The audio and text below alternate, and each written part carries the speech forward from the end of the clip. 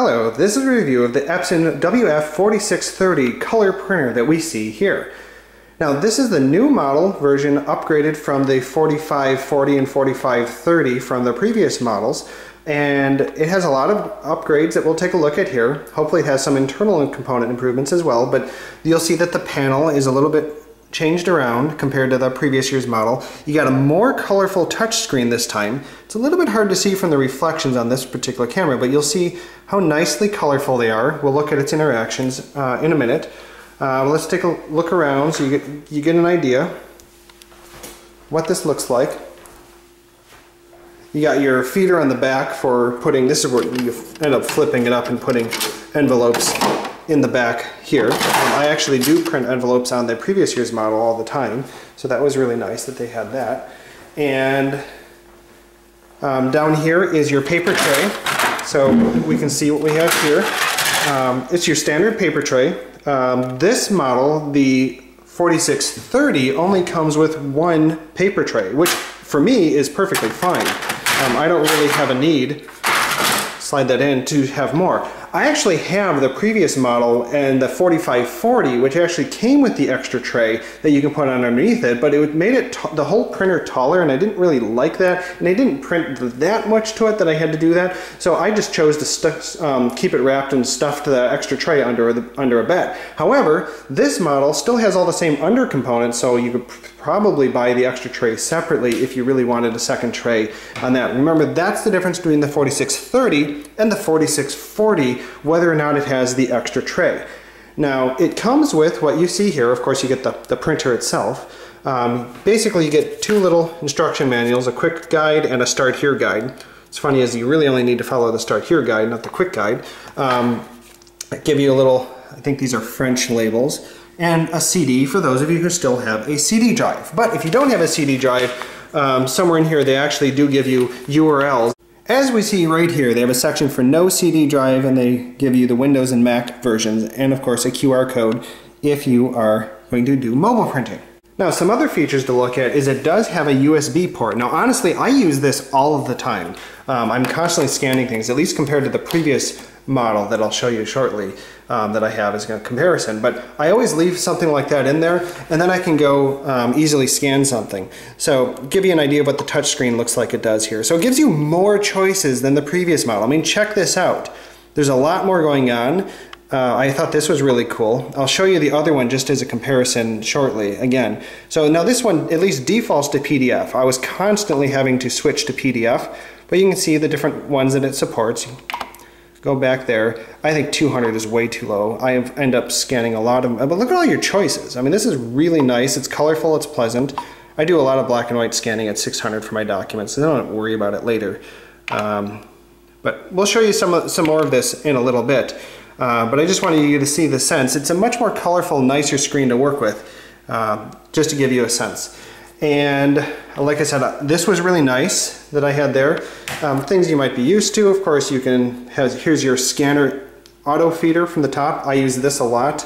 On my previous model, it would still suck in multiple pages at a time once in a while. So what I end up doing, I still feed them one at a time in and just stand here in front of it, making sure it never messes up, because I'm always worried that it's going to miss a page if it's going to do that. I'm not saying this one does that, but that is a common problem. And otherwise it's a standard bed for scanning full documents. It always takes longer to scan a full document here than the auto feeder. That's why I love using the auto feeder. It's just faster. Oh, and here's the pullout for paper coming out the front here. And of course it connects wirelessly, so it's really easy to connect to your wireless network. Now you're supposed to just use the software and connect it with a cable, and it makes it really easy to configure it for you. But if you're looking for the wireless settings, they're actually buried a little bit that we had here. You'll need to go down, System Administration, and then you go to Wi-Fi network settings, and now you can do Wi-Fi setup from here. This is what the ink cartridges looks like for this printer here. Now this is the 786. Remember, it supports both the 786 and the 786 XL, the higher capacity as well, and they are going to be the same physical size and feel about the same, but the 786 XL should have a little bit more ink in it. So what you do, don't puncture the hole yourself, just slide it on in until it clicks. So let's follow this. I always liked on these color screens that it was easy to check the status of the ink level that we have here in nice color. This is the box that it comes in. Now, shipped from Amazon, mine actually came in another brown box that had contained this one. Let's see how fast it prints from the first click to the first page that comes out. So now I have some black and white, single-sided, and ready, go. So now it's off on the computer.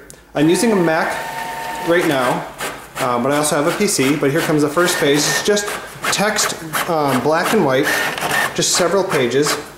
So it had a pretty quick first page time, as we saw here. And the text came out really nice and crisp and clear. This is actually just the text from a Kindle Fire review that I copy-pasted into a Word document, but I think the print quality looks really good. Now let's see the same 2 pages with Duplex, 2-sided printing. So ready, go.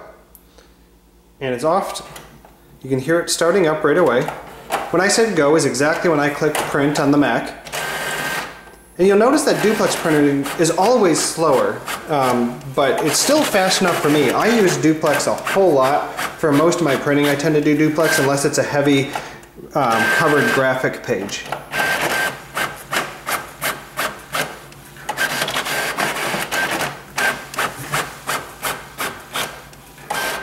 Now let's see how some color printing works. So this time, single-sided color pages, another Amazon page I copied into Word.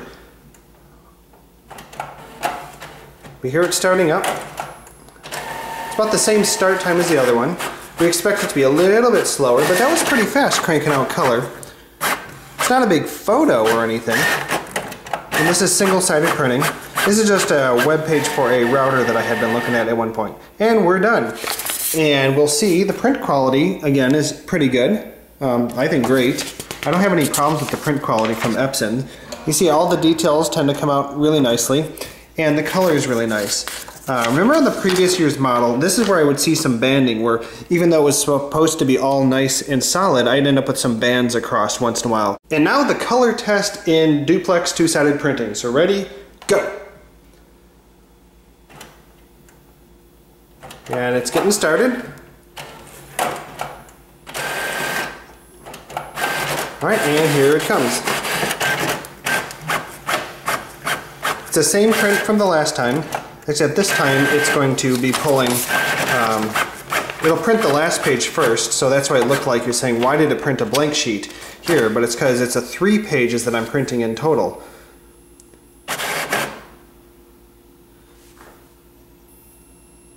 So you see we got a little bit of slowdown here.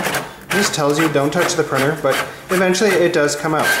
Now let's test some scanning. So I've plugged in a USB device here, put a paper on the auto feeder, and let's go ahead and actually do some scanning. So scan, I'm going to have to do to the memory device. Like I said, I plugged it in right there. And I never like 200. I want to do, let's say, start at 300 just so you can see it a little bit higher speed. And we'll leave it optimized for text and everything else. And so let's just say black and white sounds good to me.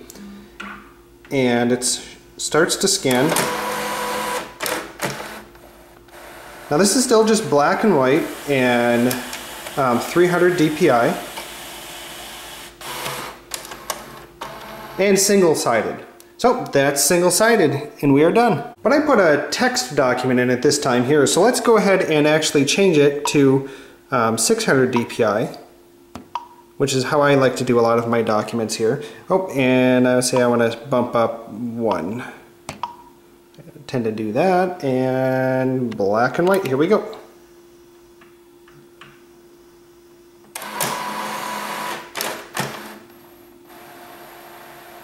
Now it's a pretty fast scanner. I actually use the last year's model for a whole lot of scanning that I do. I like to scan lots of stuff. Okay, so we're going to want to go in and change our settings here again to say 2-sided. Turn it on. You can pick the direction. I'll leave it there. And let's say start black and white 2-sided. That's 600 DPI.